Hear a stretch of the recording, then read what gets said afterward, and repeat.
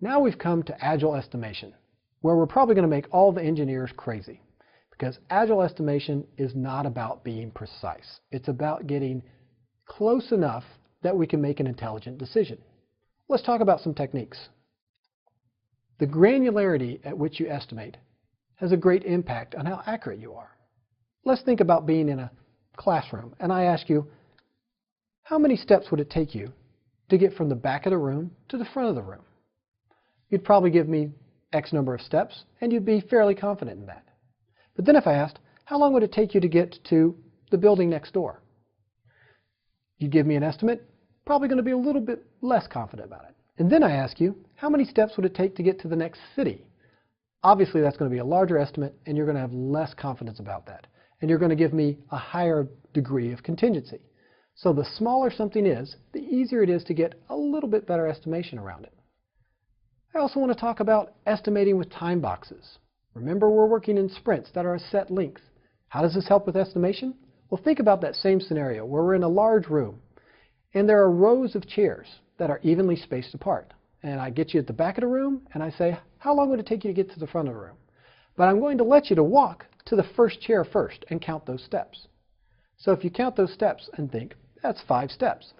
If each one of those chairs are the same distance apart, you can then count them and have a pretty good accurate estimate of how many steps it would be all the way to the front. So the time box gives you that fixed increment to estimate by, the time box of the sprint. One of the common techniques for estimation is called story points. A lot of contention around story points. I personally like them. You don't necessarily have to use them. We'll talk about some alternatives in just a second. But what is a story point? Well, a story point is a high-level estimation of size, not duration, of general size of an effort. And this is it bigger than a bread box? Is it smaller than a car? Those type of estimations. It's based on a relative scale. So whatever scale you choose, a small should be X number of an extra small. A large should be X number of a medium, something that is additive. Story points are also estimated as a team, the entire team. The developer may have an idea of how long it takes him to develop, and the tester may have an idea of the sizing of the testing effort, but we need to know the entire team's estimation. And for a new team, that might be very hard, especially if they don't collaborate very well and they don't know what the efforts have been in the past for their counterparts. As a team works highly collaboratively together for a while, they'll start to get an idea of, oh, it takes that long to test that, even though I'm not a tester. And the tester might say, I know generally the size of effort for things that they've developed in the past, and they can start estimating as an entire team. They are also not based on duration. Duration's not additive. It's also implying a degree of accuracy that you're not actually sure of. So if you say this will take 8 hours, then somebody's going to come by a day later and expect it to be done. But things happen. It's not based on duration. The thing to remember, though, is that everybody eventually equates it to duration. The key is to separate estimation and planning. They are two separate things. An estimate is not a guarantee of delivery. You can also think of story points like you would think ordering a soda from your favorite restaurant. Do you know how many ounces are in a large at Taco Bell, let's say? Probably not. How many ounces are in a medium at Burger King? And how many ounces are in a small at Hardee's? You may not know exactly how many ounces, but you know if I'm really thirsty, no matter where I go, I'm going to order a large. It's a relative size and it's not precise.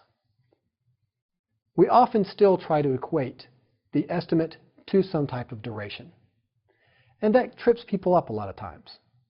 So think about it as, here's a big load of bricks that I need moved. And we're going to move them 100 feet. And I come to you and I ask you, what is the size of this effort? And you tell me 10. 10 what? Doesn't matter. It's 10 brick points. So then I say, okay, what if I give you a shopping cart to put some of these in? You can now move more. What is the size of that now? It's still a 10. It's still the same amount of effort. I've just given you a tool that makes it faster. Even if I tell you, I'm going to give you a truck that you can take all the bricks in one shot, it's still a 10. The effort is still the same size. I've just given you a tool to do it better. Another thing to think about is, I've been asking you, what if I say, I want you and my 5-year-old daughter, who obviously can't drive a truck and can't carry as many things as you do. It's still a 10. If my daughter's there, just going to slow you down. So when using story points, a common range is the Fibonacci sequence. You can see here a modified Fibonacci sequence where each number is the sum of the previous numbers. So 1 plus 2 is 3, 2 plus 3 is 5, 3 plus 5 is 8, and so on and so forth. When we get to the larger numbers, we kind of round them off. So we just have 20, 40, and 100. You often see these in what we call planning poker cards, which we're going to talk more about in just a second. You also see the question mark. The question mark means, I don't know. I can't make an estimate for various reasons. I don't have enough information. I'm not qualified in the technology we're talking about. It's admitting I don't know rather than just padding enough space and duration in it that you think you could get it done in that amount of time. Why do we use something at this type of scale? If we just used 10 numbers, we might argue about what's the difference between a 9 and a 10? What's the difference between an 8 and a 9? Here, because the numbers eventually over time get exponentially larger, there is clear difference between a 100 and a 40, and a 40 and a 20. Once we get to smaller sizes, there's not as much difference, but as we said before, when we get to smaller granularity, we're much more accurate in those estimates. Once you get to 40s and 100s, you're talking about just degrees of large, and trying to be specific at that point in time is pretty fruitless. One of the problems with using story points is that it is an ambiguous relative scale. So when you start with a new team, you may not know what a 5 or a 1 or any of these metrics are to you. So to determine that, get your team together and get all your story cards. Throw one of them up there that you know the best. Everybody kind of has a good idea of what it takes to code this and test it and deploy it. And assign it some number. Start in the relative middle, 5. Then take all your other stories and start throwing them before or after it. Is this bigger or smaller? And you can start to triangulate across these stories. Once you have everything up there, they'll start to kind of fall in that Fibonacci sequence automatically. And then you can use those as reference points for when new stories come up. A new story comes in. Is it bigger than that 5 register new user? Yes, it's bigger than that. Is it bigger than enter catalog items? That was an 8. No, it's about the same size. That's an 8. Then everybody has an agreed upon reference point, and you can be better at estimating when you go forward. So let's talk about planning poker. This is an estimation technique for teams in order to get consensus. We start with the entire team, and the product owner will present to you a backlog item on a story card, possibly, or from the tool of choice. You'll have a short discussion with the product owner, get some clarifying questions, and then you should go to the whiteboard and have a discussion with the team. How are you going to design this? How are you going to test this? Because the testers and the development team both have to come together with that estimate. Once you've had a time box discussion, and the reason we time box it is, we want to talk about it to death. I just want to get you to a point in time where you can actually provide me an estimate. 5 minutes, 2 minutes, you find the best time for you. At the end of that time box discussion, have everybody take their cards, don't display it yet, and they're then going to show on the same count their number with their estimate. As you can see here, we've got a pretty wide range. One person thinks it's a 3, one person thinks it's a 13. If you have that wide of a range, you need to obviously discuss it more. We also have somebody who had a question mark saying, I don't understand this at all to provide an estimate. We need to talk about this more. Start that time box again. Go back to the whiteboard. Talk about the design. Talk about the test. At the end of that time box, everybody will need to take their cards out again, play their cards on a count, and you can see here we're getting more of a consensus. We're not all together yet. We have some 5s, we have some 3s, and don't try to get very specific. Don't do an average, don't do a rounding or anything like that. Simply say, this is a 5. That's good enough for right now, and it's good enough to move forward. I was once the Scrum Master for a new team, and I introduced them to planning poker, and they loved it. We had one QA guy that no matter what we did was always twice as high as everybody else. We put down a 5, he's a 13.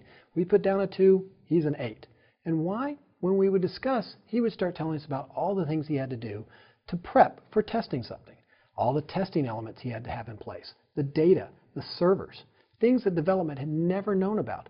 And so when he started expressing this, eventually development started having the same type of estimates he did because they now knew how much went into these things. And they were much better at estimating from that point on. A few things to remember of why we want to use a technique like planning poker. Often, we've used expert estimation in upfront projects, where when we gather all the details and all the design up front, we bring in our resident expert and he tells us he thinks it's going to be N number of hours. The problem that's been proven time and time again in study after study is that that's often at least 30% off, plus or minus, usually on the plus side, which is the side we don't want. The problem is, because he's an expert, he's 100% sure that's a good estimate. Plus, he is not the person who's actually going to be doing the work. So if he's an expert in .NET, but you have a team that's not an expert in .NET, that estimate doesn't apply to them, and it may be drastically different and affect your outcomes. Another thing, remember, is something called anchoring. The reason that we have everybody flip their cards over at the same time. There was a study done by Stimula Research where they took 3 teams, all working on about the same thing, and they told them to estimate the effort. So they had someone come in posing as a VP and tell them, I think this project's going to be about 1,000 hours, but I'm not a developer, so you do what you're going to do. And they asked him to estimate. He went to the next team, again posing as a VIP, said, I think this project's going to be really easy. Should be about 50 hours. But I'm not a developer. You do what you're going to do. And he didn't even talk to the next team. So they did not have any interaction with this VP. Each one of these teams was supposed to estimate the exact amount of work. The first team came up with 600. We think it's going to be about 600 hours. The next team came up and said about 95. And the third team said around 450. And when they actually did the work, the 450 mark was the closest. Why did we get such diverse range of numbers? It's called anchoring. And what anchoring is, if I ask you to estimate something and then I throw out my idea, no matter how ridiculous my idea is, you're going to be pulled in that direction.